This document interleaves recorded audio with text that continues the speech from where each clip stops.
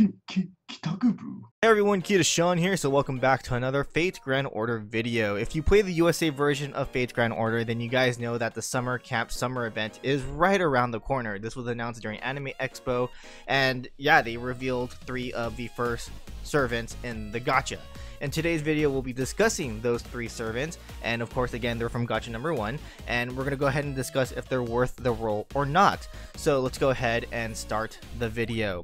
Starting off is going to be a 5-star servant in the gacha. It's going to be Seishouin Kiara, Moon Cancer. Let's be real here, Kiara Summer, most likely the best summer servant from this entire event. I think there's no debate. Her command card deck consists of 1 quick, 2 art, and 2 busters. She has a 0.6% MP gain, which does allow her to generate lots of MP gauge. She can also do some really good crit damage.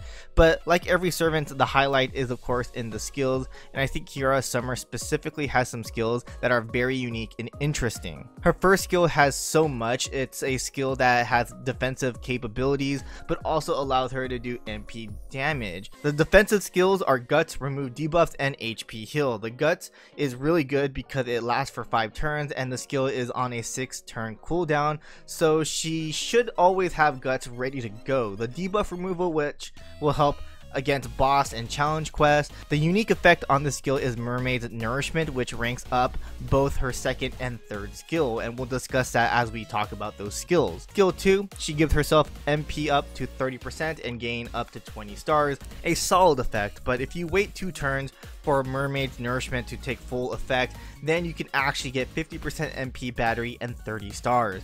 To be honest, I don't think it's really necessary to wait 2 turns to use this skill because, well, 30% MP and 20 stars are already good enough. But if the situation calls for it, then yeah, just wait 2 turns and use it.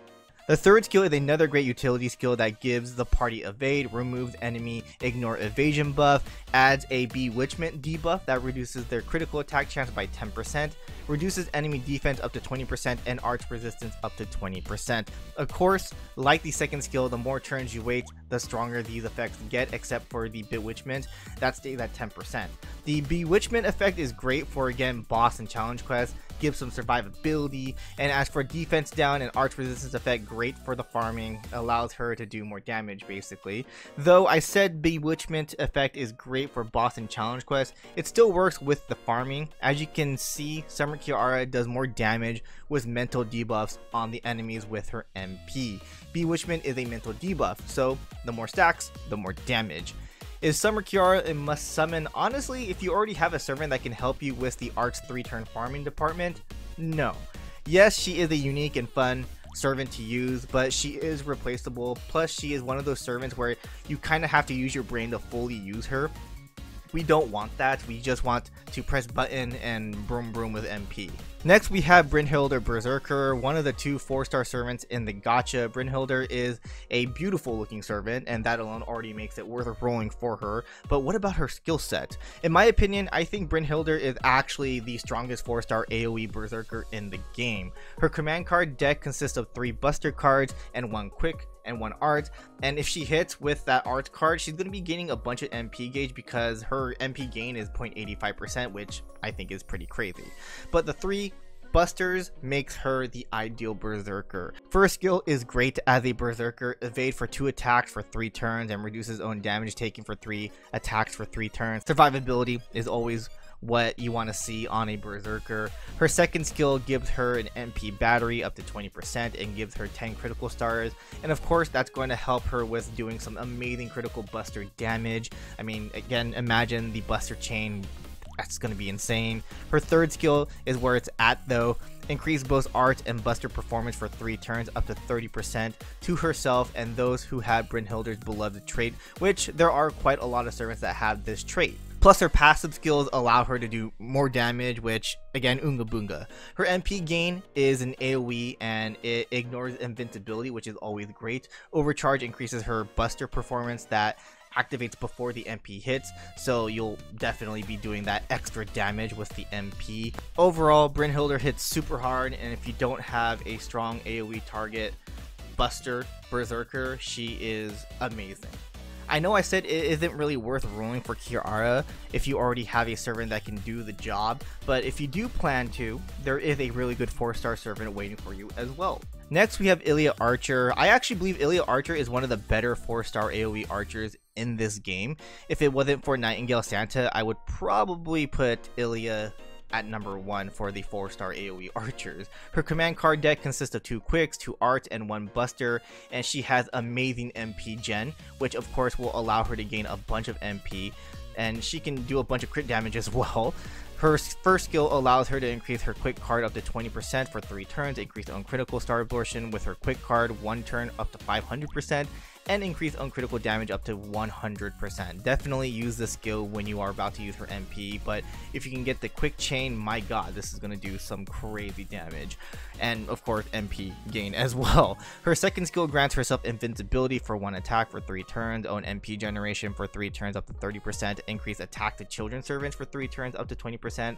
The survivability is great, but the MP generation and attack up is what you need. Thankfully, the attack up to children servant counts herself, but it's basically a niche effect so that you can, buff the characters from Prisma Illya, so team her up with a Prisma Illya team in a way.